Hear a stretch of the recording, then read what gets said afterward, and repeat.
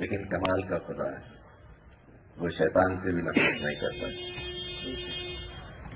शैतान तौबा करे तो आज ही बच जाए, ये उसकी बदनसीबी है कि तौबा नहीं करता। वो सोचता है कि वो खुदा से एक दिन टक्कर ले लेगा। धर्म झगड़ा है, जो ताकतवर है वो जीत जाता है, वही धर्म जीत गया ऐसा हम मान लेते हैं। परमेश्वर ने धर्म बनाया ही नहीं था, परमेश्वर ने हमें बनाया था कि हम उसके साथ रहें, लेकिन अपन ने तो बहुत कुछ और बना लिया। न सिर्फ हमने अपने आप को धर्मों में बांट लिया, उस परमेश्वर को, अल्लाह को, उस ईश्वर को, उस वाहेगुरु को भी बांट लिया। तस्वीर देख के पहचान लेते हैं, ये हिंदुओं का है, ये मुसलमानों का है, ये सिखों का है, ये ईसाइयों का है। अपन तो परमेश्वर से भी बड़े हैं।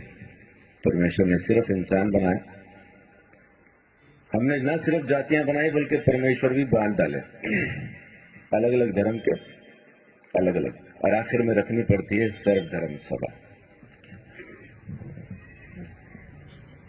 लेकिन असल में बात है परमेश्वर की। स्वर्ग में ना हिंदू जाएंगे, ना मुसलमान, ना सिख, ना ईसाई, सब नरक में होंगे। स्वर्ग में सिर्फ वो जाएगा जो जमीन पे कबूल करेगा कि मैं गुनहगार हूं और मुझे बचाने वाला परमेश्वर है। जो उस परमेश्वर को जमीन पे जान जाएगा वही उसके घर जाएगा। आज मैं मंच पे बैठा हूं, आप मुझे हार पहना रहे, मैं रात को 2:30 बजे आके आपका दरवाजा खटखटाऊं क्योंकि आप में से कोई मुझे नहीं पहचानता। क्या आप मुझे रात को 2:30 बजे घर आने देंगे? आप तो क्या पूरा मोहल्ला मिलकर मेरी अच्छे से तीमारदारी करेगा जब तक मैं खड़ा हूं मुझे खड़ा नहीं रहने देंगे। क्यों? क्योंकि आप मुझे जानते नहीं। सिर्फ रिश्ते की बात है और कुछ नहीं। अगर आप मुझे नहीं जानते तो मैं आपके घर में नहीं आ सकता हूं। बिना परमेश्वर को जाने आप उसके घर कैसे जाएंगे? उसको जानना जरूरी है, यही मुक्ति है। इंसान ने धर्मों में श्रीमद् भगवद गीता, जिसको हम कर्म की किताब कहते हैं, उसमें श्री कृष्ण कहते हैं कि परमेश्वर ना भले काम स्वीकार कर पाए ना बुरे, तो आपके कर्मों से आपकी मुक्ति होनी नहीं है। ज्ञान के बारे में लिखा है कि वो परमेश्वर ही ज्ञान है। किताबें बांचने से कोई ज्ञानी नहीं हो जाएगा।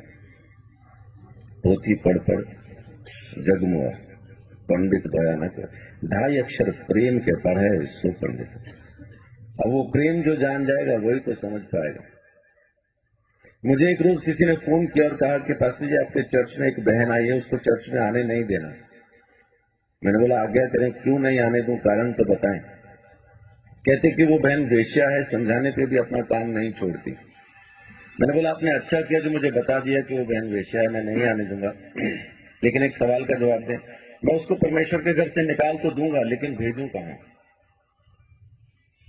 मरीज को हॉस्पिटल से तो निकाल दूं, लेकिन भेजूं कहां? ये तब समझ में आएगा जब हमें परमेश्वर की मोहब्बत समझ में आएगी। जब हम उसका प्रेम समझेंगे, हम सबसे मोहब्बत करेंगे। एक कोड़ी दूसरे कोड़ी से नफरत नहीं करता। बेशक वो इलाज में चंगा हो चुका हो, दूसरा भी कोड़ में हो, तब भी उससे नफरत नहीं करेगा, क्योंकि एक रोज ये कोड़ी था, उसको उसकी उंगलियां, उसका टेढ़ा नाक, उसके टूटे हुए पांव याद दिलाते हैं। लेकिन हम पापी हैं ये हम भूल जाते हैं और दूसरे पापी से झट से नफरत करते हैं, क्योंकि हम परमेश्वर की मोहब्बत को पहचान नहीं पाए। परमेश्वर मोहब्बत है, और अगर वो हम में नहीं है तो फिर चाहे कितना ही पूजा पाठ कीजिए, चाहे कितनी यात्राएं कीजिए, चाहे कितना ही त्याग कीजिए, दान कीजिए, कुछ फर्क नहीं पड़ता, क्योंकि परमेश्वर आप में है नहीं। अगर आपको इंसान से मोहब्बत नहीं तो परमेश्वर आप में नहीं। परमेश्वर ने मोहब्बत की और देखा कि ऋग्वेद के 10वें मंडल में जब आप पढ़ेंगे पुरुषाह सुक्ता के अंदर, तो आपको पढ़ने के लिए मिलेगा। परमेश्वर को पहचाने कैसे कि वो मेरे लिए मर रहा है, उसके बारे में लिखा है कि अश्वमेध यज्ञ का घोड़ा जिस तरह से अलग किया जाता है, वैसा ही वो पुरुष भी जब बलि किया जाएगा अलग किया जाएगा, और उसके सिर पे कांटों का गुच्छा सिर्फ इसलिए रखा जाएगा ताकि आप पहचान पाए ये है वो मुक्तिदाता जो मेरे लिए मरता है। ये बात मैं परमेश्वर की कर रहा हूँ, ईसाइयों की कर नहीं रहा। ईसाई की सुन के अगर समझ के सुनेंगे, आपकी समझ के बिल्कुल बाहर बातचीत है। एक ईसाई बोलता है, हिंदू सुनता है, कुछ समझ में नहीं आता। लेकिन जब एक पापी बोलता है मैंने उद्धार पाया, आप भी पा सकते हैं और परमेश्वर की जरूरत आपको भी है, तो समझ में आने लगता है। तो इसलिए हिंदू मुस्लिम सिख ईसाई की चादर तो पहले उतार के फेंक दे। परमेश्वर चाहिए तो हिंदू को मिलेगा नहीं, किधर भी लिखवा लो। सिख को मिलेगा नहीं, मुसलमान को मिलेगा नहीं, ईसाई को मिलेगा नहीं, मिलेगा इंसान को। उस इंसान को जो पापी है, स्वीकार करता है कि मैं हूं पापी और मुझे एक मुक्तिदाता की जरूरत है, उसी को तो मिलेगा। पहलवान को डॉक्टर की क्या जरूरत है? जरूरत तो मरीज को है। तो धर्मी को परमेश्वर नहीं चाहिए, परमेश्वर तो पापियों को चाहिए, और पापियों को बचाने ही वो जमीन पे आया, यही उसकी मोहब्बत है।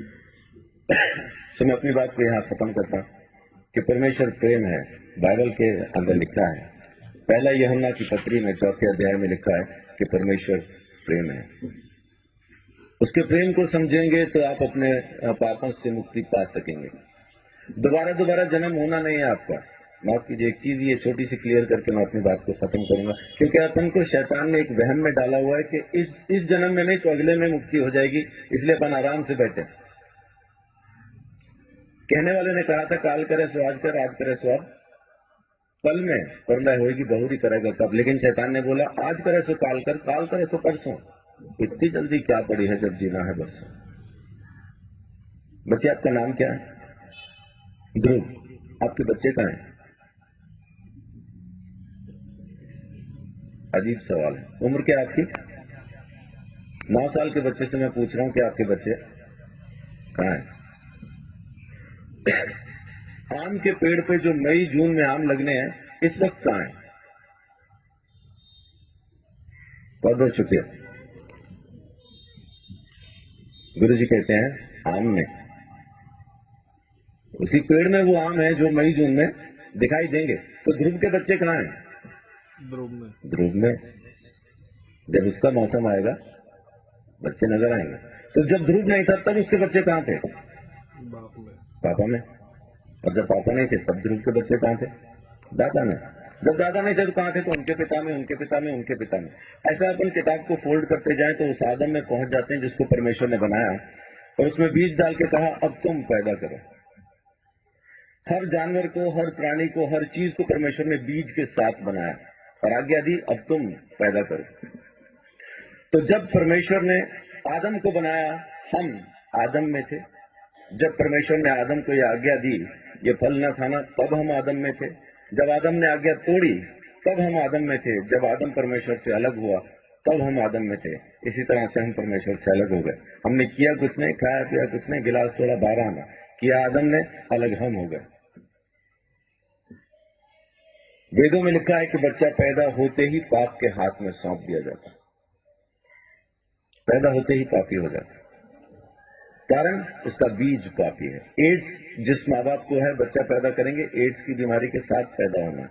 इस वजह से हम पैदा ही पापी होते हैं, इसलिए हमें मुक्ति की जरूरत है। और अगर मुक्ति हम खुद ले सकते होते तो मुक्ति दाता शब्द कभी आता नहीं आता। देने वाला हमको जरूर चाहिए, वो एक ही है।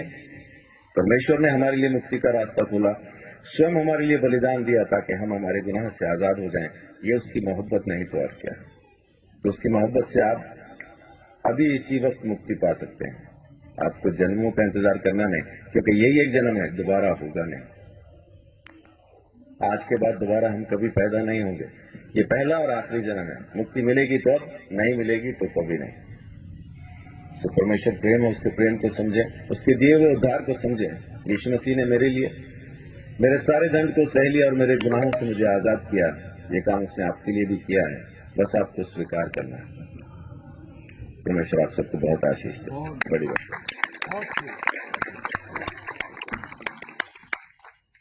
बहुत बहुत धन्यवाद पास्टर संदीप चौधरी जी का। मेरे सवाल का इन्होंने बड़े सरल रूप में उत्तर दे दिया, और अगर यही चीज हम सभी के समझ में आ जाए तो हमारा भटकाव खत्म हो जाए। मैं इनका बहुत बहुत धन्यवाद करता हूँ। इस गुरुदेव के रचित सर्वधर्म सम्मेलन के अंदर आपने पहुंचकर इस उत्सव की शोभा बढ़ाई है। मैं आपका बहुत शुक्रिया अदा करता हूं।